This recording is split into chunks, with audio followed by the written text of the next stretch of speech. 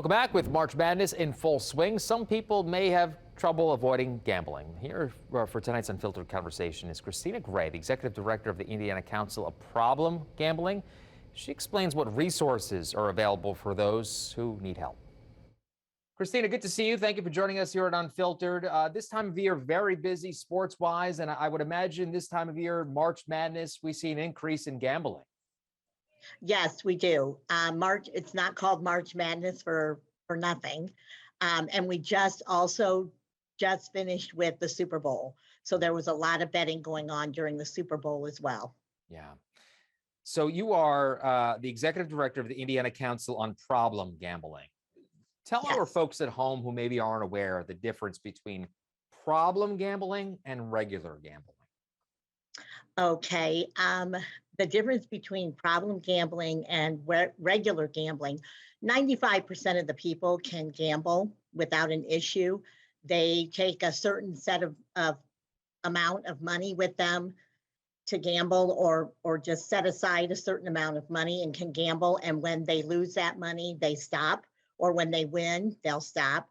But there is about 5%, 5 to 6% of the people that do experience some type of problem with gambling. It can be anywhere from pathological gambling, which is the type of person that's all they think about, is they're almost like a drug addict or an alcoholic, where they're looking for the money to make the next bet. And that's all they're thinking about.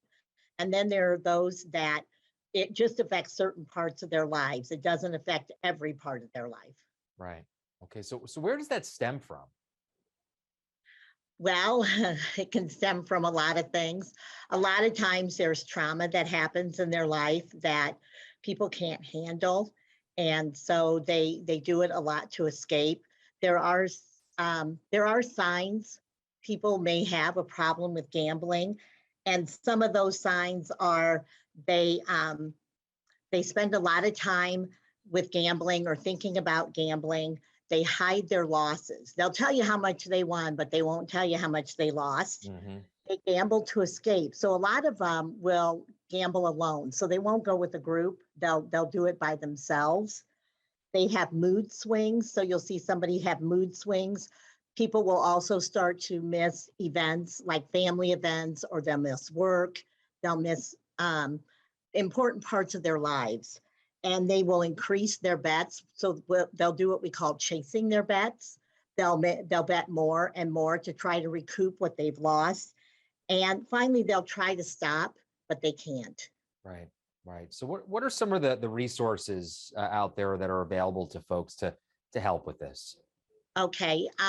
First of all, we do have a webpage. It's indianaproblemgambling.org. And on that page, we have treatment providers, which are therapists or clinicians that you can visit to help with treating your problem with gambling.